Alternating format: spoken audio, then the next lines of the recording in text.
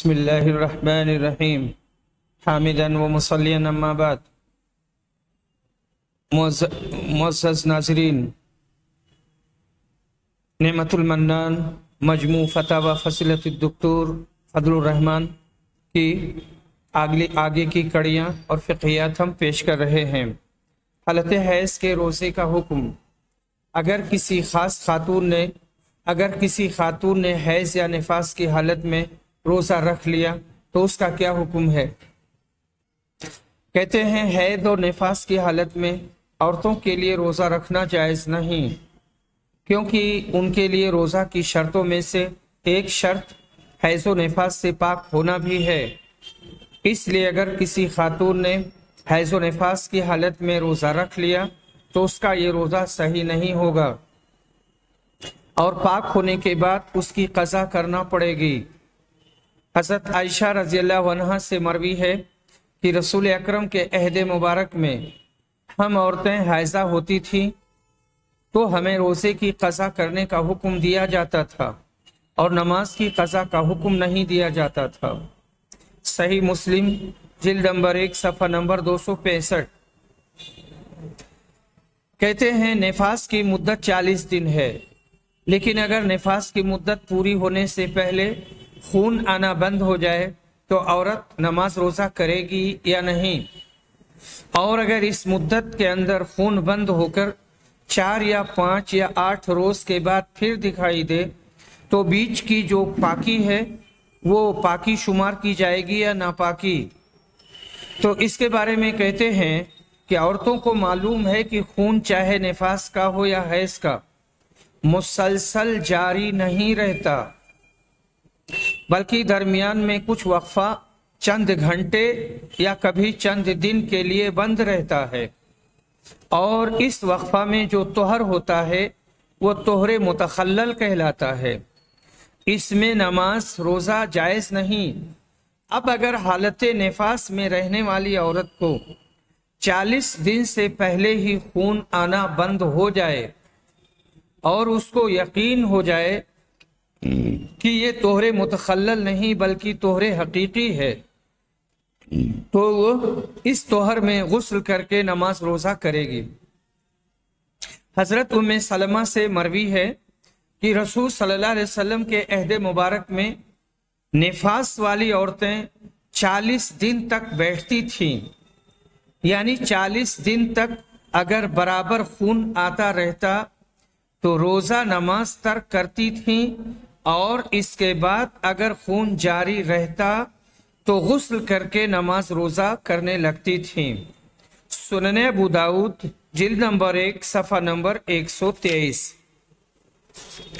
امام ترمذی اپنی سنن میں روایت کرتے ہیں، تحریر کرتے ہیں، وقد اجمع اہل العلم من اصحاب النبی صلی اللہ علیہ وسلم والتابعین ومن بعدهم على ان النفساء تدع الصلاة 40 يوما الا ان ترى طهر قبل ذلك فانها تغتسل وتصلي۔ سنن ترمذی جلد نمبر 1 صفحہ نمبر 256۔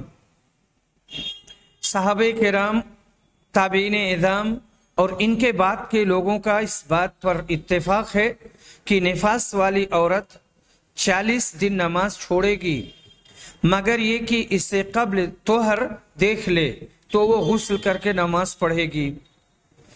اور حضرت انس سے روایت ہے کان رسول اللہ صلی اللہ علیہ وسلم وقت للنفساء 40 یوما الا ان ترى الطهر قبل ذلك، اخرجہ ابن ماجہ جلد نمبر 1 صفحہ نمبر 213۔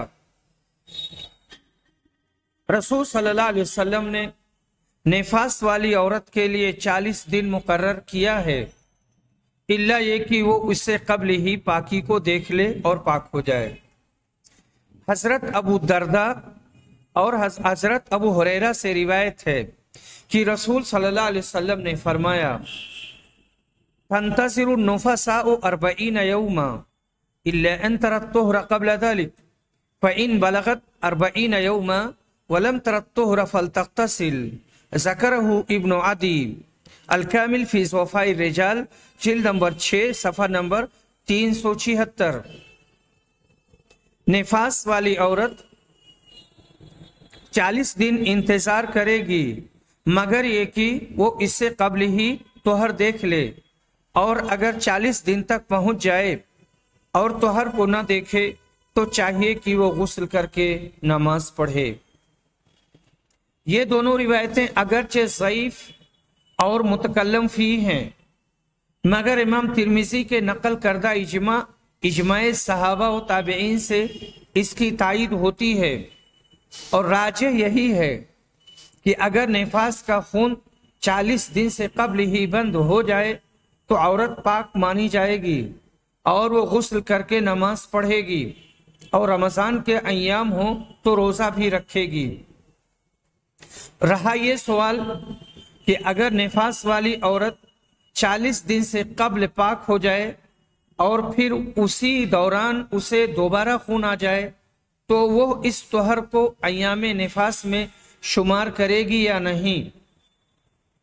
تو اس کا جواب یہ ہے کہ اگر درمیان میں جو پاک رہی ہے وہ حقیقی طہر ہے، جو عموماً حیض یا نفاس کے خون بند ہو جانے کے بعد سفید پانی آنے سے، جسے عربی میں القصۃ البیضاء کہا جاتا ہے، حاصل ہوتا ہے، اور اکثر و بیشتر عورتیں جان جاتی ہیں کہ اب وہ بالکل پاک ہو گئیں اور حیض یا نفاس بالکل ختم ہو گیا، تو غسل کر کے نماز پڑھے گی اور اس کی یہ نماز مقبول ہوگی۔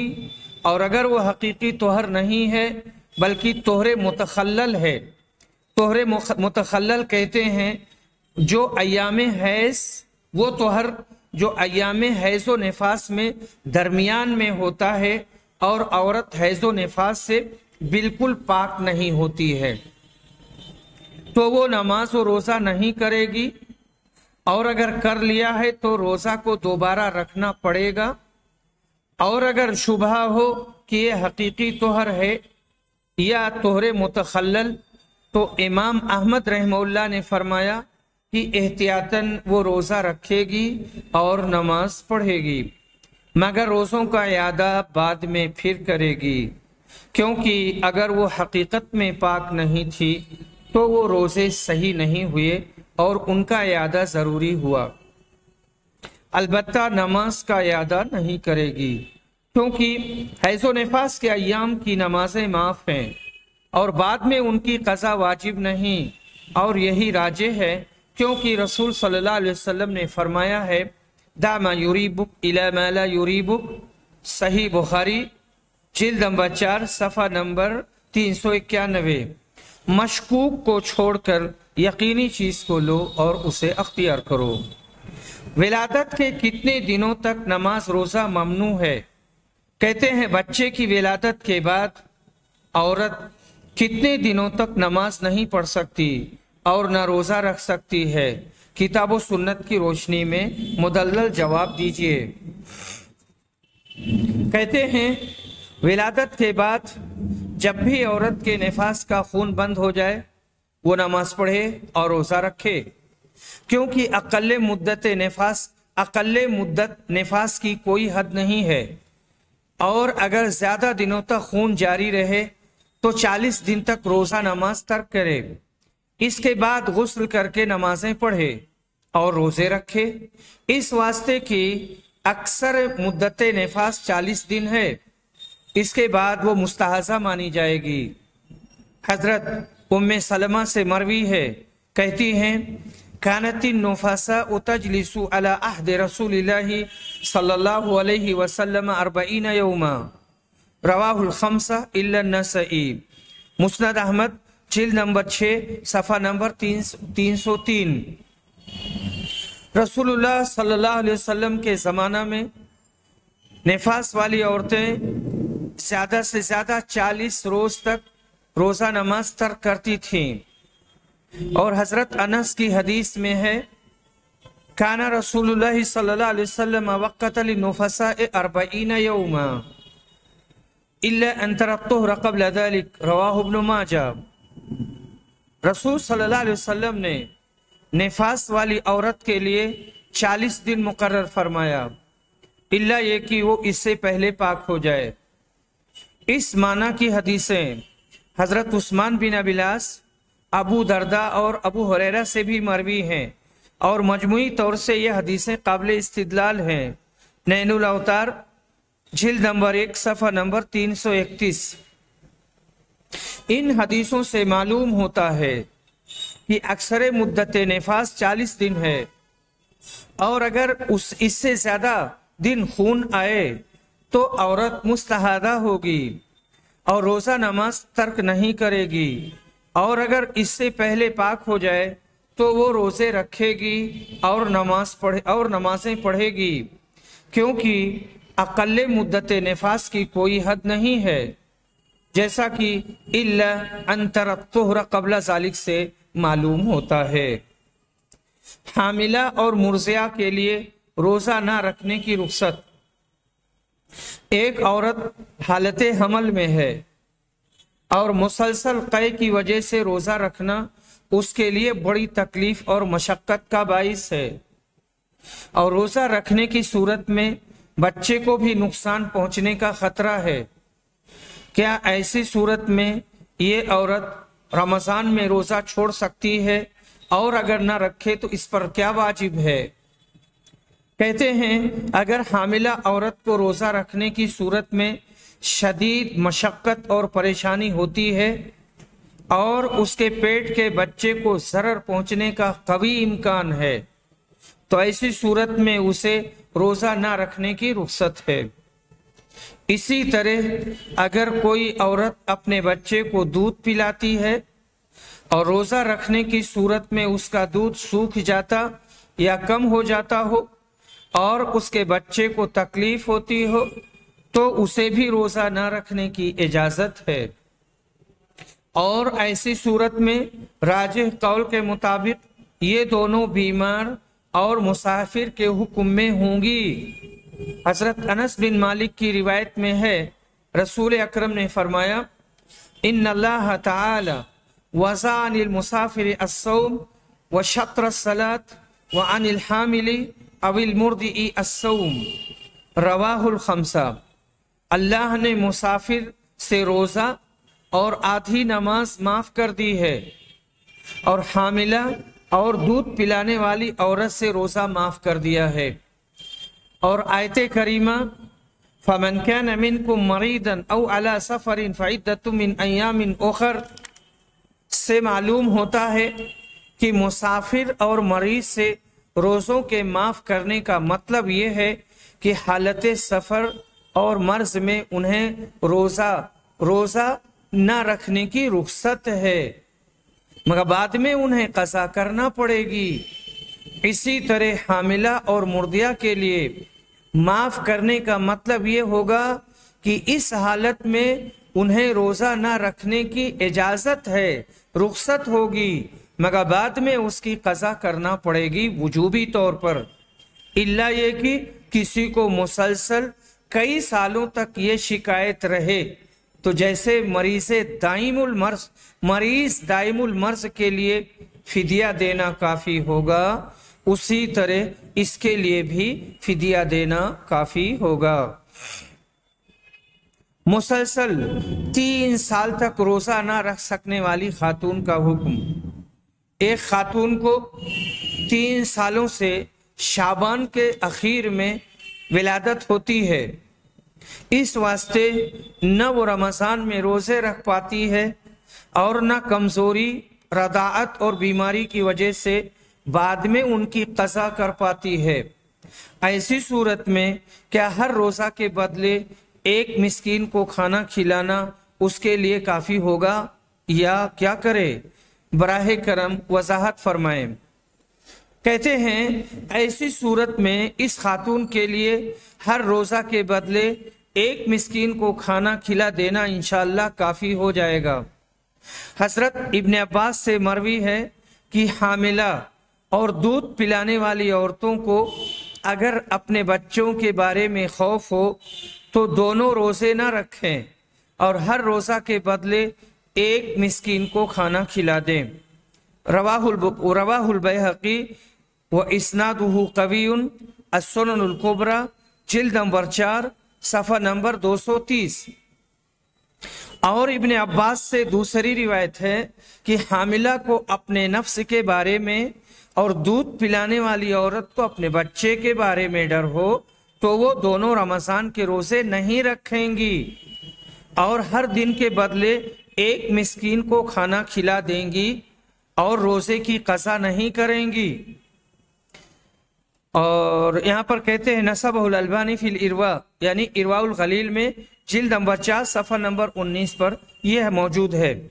اور حضرت نافع فرماتے ہیں کہ ابن عمر کی ایک لڑکی ایک قریشی کی شخص کی زوجیت میں تھی، وہ حالت حمل میں تھی اور رمضان میں اسے پیاس لگی تو حضرت ابن عمر نے اسے حکم دیا کہ روزے نہ رکھے اور ہر دن کے بدلے ایک مسکین کو کھانا کھلا دیا کرے۔ دارقطنی جلد نمبر 3 صفحہ نمبر 199۔ ان آثار سے معلوم ہوتا ہے کہ حاملہ اور مرضعہ کے لیے پریشانی کی صورت میں مطلق افطار کرنے اور فدیہ دینے کی رخصت ہے، مگر حدیث ان اللہ تعالی وضع عن المسافر الصوم وشطر الصلاة وعن الحامل او المرضع الصوم سے معلوم ہوتا ہے کہ یہ دونوں مریض اور مسافر کے حکم میں ہیں، اور جیسے مسافر اور مریض کو حالت سفر اور مرد میں روزہ نہ رکھنے کی رخصت ہے مگر بعد میں قضا کرنا پڑتا ہے، اسی طرح ان کے لیے بھی ہوگا، مگر یہ خاتون چونکہ 3 سالوں سے مسلسل روزے نہیں رکھ سکی ہے اور نہ قضا کا موقع ہی پاتی ہے، اس واسطے یہ مریض دائم المرض کی طرح ہوگی اور انشاءاللہ اس کے لیے کفارہ دے دینا کافی ہو جائے گا۔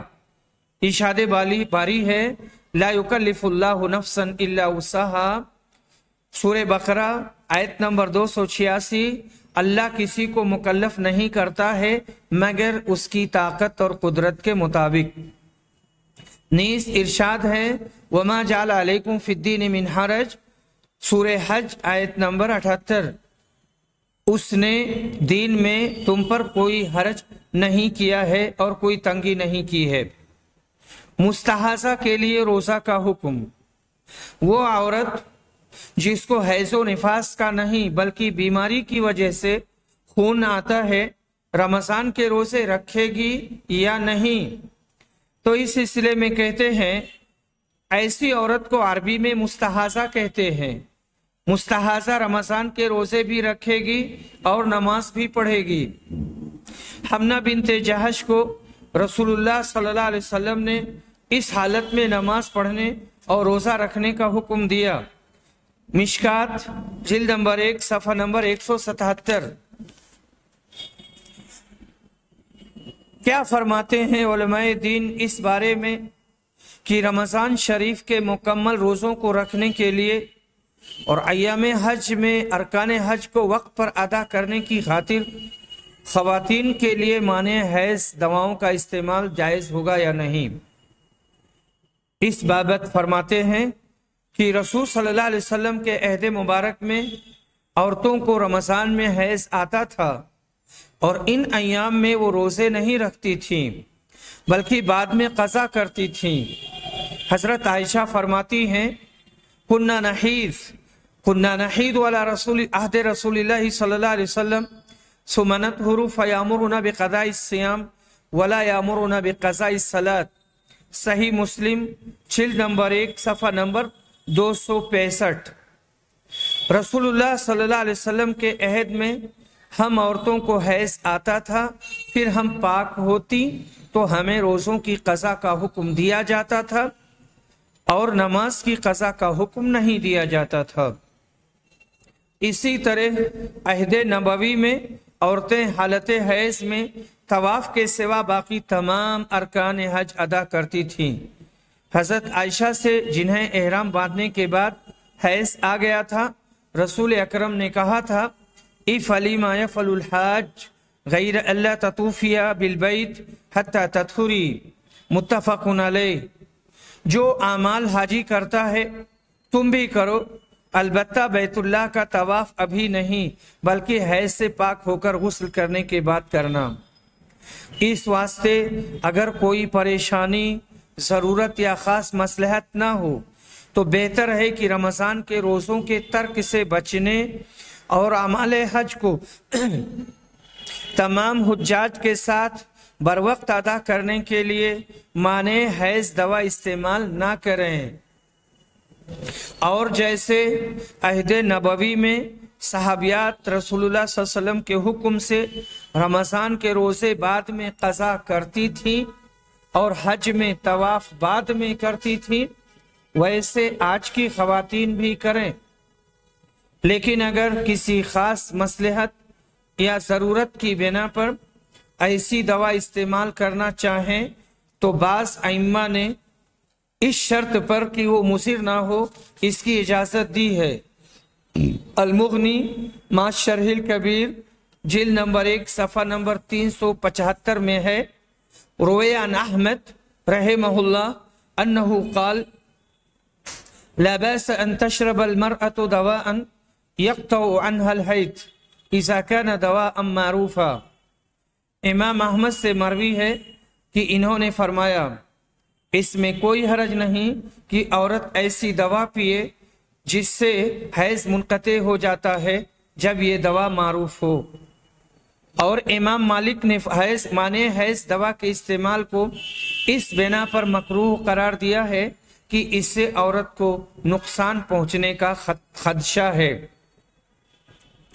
یہاں پر یہ جو عبارت ہے امام مالک کی، معجب الجلیل جلد نمبر 1 صفحہ نمبر 365۔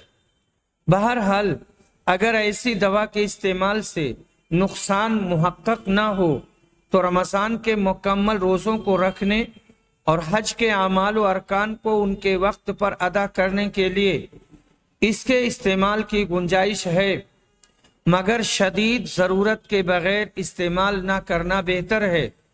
البتہ اگر شدید ضرورت ہو، جیسے ایک عورت کو معلوم ہے کہ ایام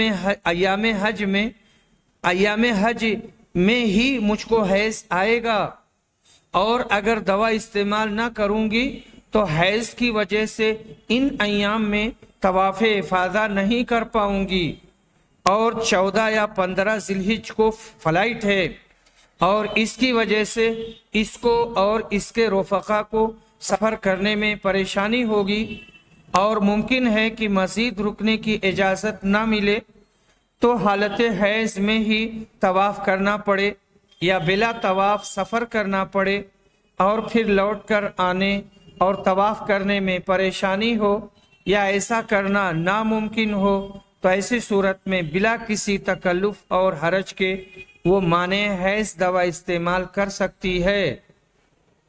البتہ ایسی دوا استعمال کرے جو مضر نہ ہو یا جس کا ضرر کم سے کم ہو۔ غیر ارادی طور پر آٹا وغیرہ حلق میں جانے سے روزہ نہیں ٹوٹتا ہے۔ کہتے ہیں یہاں پہ سوال کیا گیا ہے کہ ایک شخص دھان کوٹنے اور آٹا پیسنے کی مشین چلاتا ہے اور کبھی آٹا یا گرد و غبار اڑ کر غیر ارادی طور پر حلق کے اندر چلا جاتا ہے تو کیا اس سے روزہ ٹوٹ جائے گا؟ کہتے ہیں نہیں، ان چیزوں کے غیر ارادی طور پر حلق میں چلے جانے سے روزہ نہیں ٹوٹتا۔ اسی طرح اگر مکھی یا مچھر غیر ارادی طور پر حلق میں چلا جائے تو اس سے بھی روزہ فاسد نہیں ہوتا۔ لا یکلف اللہ نفسا الا وسعہا۔ روزے دار کا لڑنا جھگڑنا اور جھوٹ بولنا۔ آج کل لوگ روزہ کی حالت میں بھی لڑتے جھگڑتے بیہودہ باتیں کرتے اور جھوٹ بولتے رہتے ہیں۔ کیا ان چیزوں کا روزہ پر اثر پڑے گا؟ تو کہتے ہیں یقیناً ان چیزوں کا روزہ پر اثر پڑے گا۔ اسی واسطے رسول صلی اللہ علیہ وسلم نے روزہ داروں کو ان سب چیزوں سے منع کیا ہے۔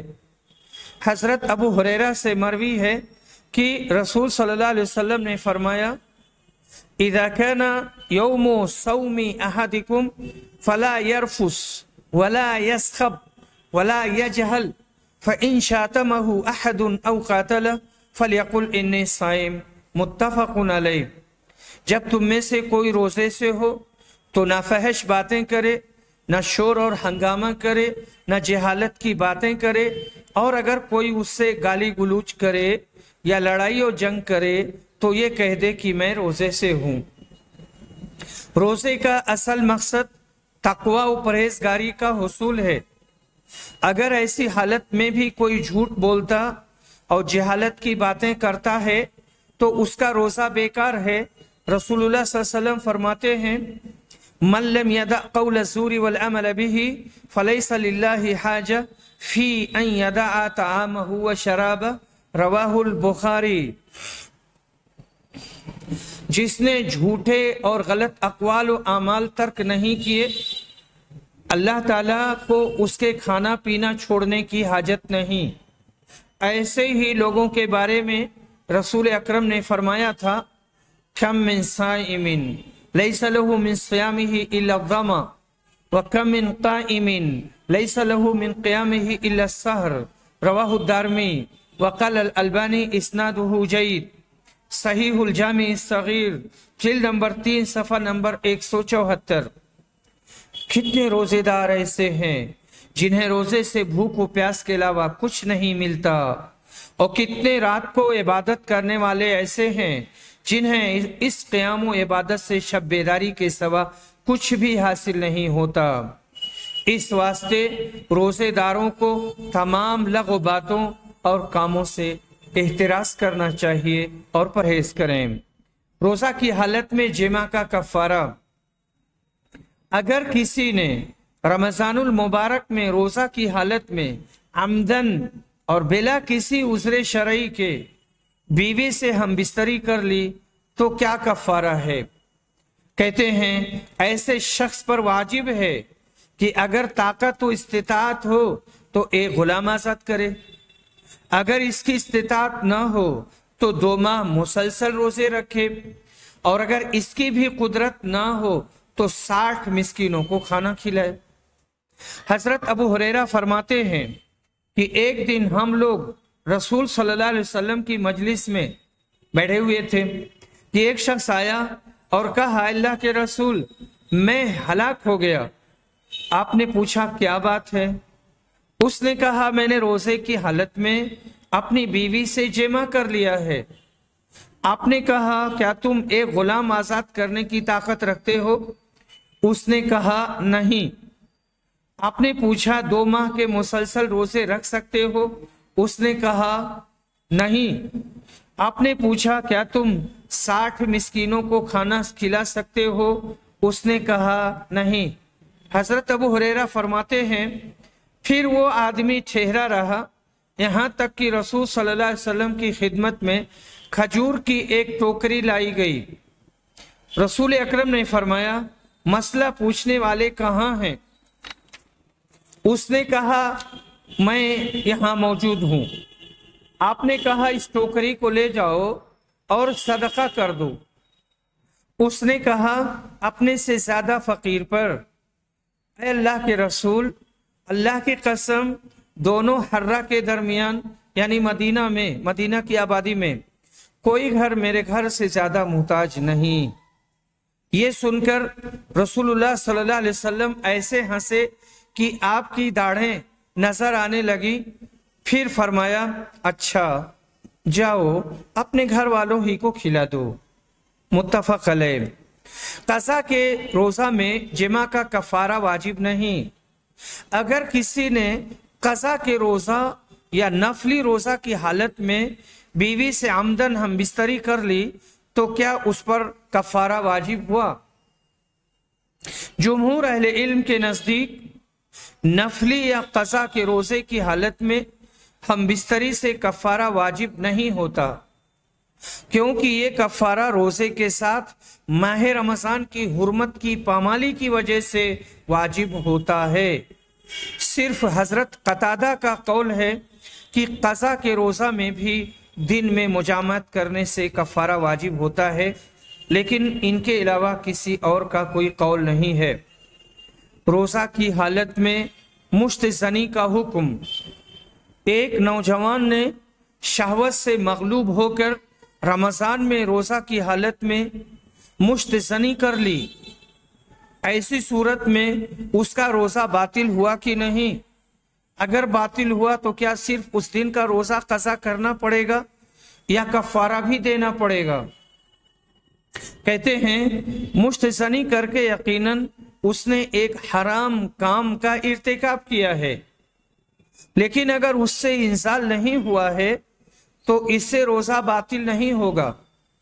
علامہ ابن قدامہ مغنی میں کہتے ہیں جلد نمبر 3 صفحہ نمبر 113، وَلَوْ اسْتَمْنَ بِيَدِهِ فَقَدْ فَعَلَ مُحَرَّمًا وَلَا يَفْسُدُ صَوْمُهُ بِهِ إِلَّا أَن يُنزِلَ۔ اگر انزال ہو گیا ہے تو جمہور علماء کے نزدیک اس سے روزہ باطل ہو گیا اور اس کے بدلے میں بعد میں ایک روزہ بطور قضا رکھنا ہوگا۔ اور ابن حزم اور بعض علماء کے نزدیک ایسی صورت میں بھی روزہ نہیں ٹوٹتا، صرف اس عمل محرم کی وجہ سے گناہ ہوتا ہے۔ رہا کفارہ یعنی ایک گردن آزاد کرنا، اگر اس کی استطاعت نہ ہو تو 60 روزے رکھنا، اس کی بھی طاقت نہ ہو تو 60 مسکینوں کو کھانا کھلانا، تو کسی کے نزدیک بھی یہ واجب نہیں ہے، اس پر اس طرح کا کوئی کفارہ واجب نہیں ہے۔ ان دونوں اقوال میں میرے نزدیک راجح قول پہلا ہے، یعنی اس میں قضا ہے، کفارہ نہیں، اس واسطے کی مشت زنی حرام ہے اور انزال ہونے کی صورت میں قضائے شہوت پایا گیا، جبکہ روزہ کی حالت میں قضائے شہوت ممنوع ہے، چاہے وہ بالجماع ہو یا بالاستمناء۔ رسول صلی اللہ علیہ وسلم نے فرمایا ہے کل عمل ابن آدم یضاعف الحسنۃ 10 امثالها الى 700 ضعف قال الله عز وجل الا الصوم فانه لي وانا اجزي به يدع شهوته وطعامه من اجلي متفق علیہ۔ ابن آدم کے ہر نیک عمل کا ثواب 10 گنا سے لے کر 700 گنا تک بڑھا دیا جاتا ہے۔ اللہ تعالیٰ فرماتا ہے سوائے روزہ کے، اس لیے کہ یہ روزہ خاص میرے لیے ہے اور میں ہی اس کا بدلہ دوں گا۔ روزہ دار اپنی شہوت اور کھانے کو میری خاطر ترک کرتا ہے۔ اس سے معلوم ہوتا ہے کہ روزہ کی حالت میں کھانا اور شہوت دونوں کا ترک خالصتاً لوجہ اللہ ہونا ضروری ہے، اور جس نے مشت زنی کر کے انزال کیا اس نے ترک شہوت نہیں کی، لہذا جیسے عمدن کھا لینے کی صورت میں قضا ہے، اسی طرح عمدن قضائے شہوت کی صورت میں بھی قضا واجب ہوگی۔ روزے کی حالت میں بھول کر کھانے پینے اور جماع کا حکم۔ اگر کسی روزہ دار نے روزہ کی حالت میں بھول کر کچھ کھا لیا یا پی لیا تو کیا اس کا روزہ فاسد ہو جائے گا یا معاف ہوگا؟ کہتے ہیں کہ بھول کر کھانے پینے سے روزہ فاسد نہیں ہوتا ہے۔ رسول اللہ صلی اللہ علیہ وسلم نے فرمایا ہے من نسی وهو صائم فأكل أو شرب فليتم صومه فإنما أطعمه الله وسقاه متفق علیہ۔ جو روزہ کی حالت میں بھول کر کھا لے یا پی لے وہ اپنا روزہ مکمل کرے، اس واسطے کہ اللہ نے اسے کھلایا اور پلایا ہے۔ اسی طرح اگر کسی نے بھول کر بیوی سے جماع اور ہم بستری کر لی تو اس کا روزہ بھی راجح قول کے مطابق فاسد نہیں ہوگا، کیونکہ ایک حدیث میں ہے من افطر فی رمضان ناسیا فلا قضا علیہ ولا کفارہ، رواہ ابن خزیمہ وابن حبان والدارقطنی والبیہقی والحاکم۔ کہتے ہیں کہ جس نے رمضان میں بھول چوک کر افطار کر لیا اس کے اوپر نہ قضا ہے نہ کفارہ۔ اس میں افطرہ کا لفظ عام ہے اور کھانے پینے اور جماع وغیرہ تمام مفطرات کو شامل ہے۔ نیز اللہ تعالیٰ نے ہمیں اس دعا کی تعلیم دی ہے ربنا لا تؤاخذنا ان نسینا او اخطانا، اے ہمارے رب اگر ہم سے بھول چوک یا غلطی ہو جائے تو ہمارا مواخذہ نہ فرمانا، صحیح حدیث میں وارد ہے کہ اللہ تعالیٰ نے فرمایا قد فعلت، ہم نے تمہاری دعا قبول کر لی اور بھول چوک معاف کر دیا۔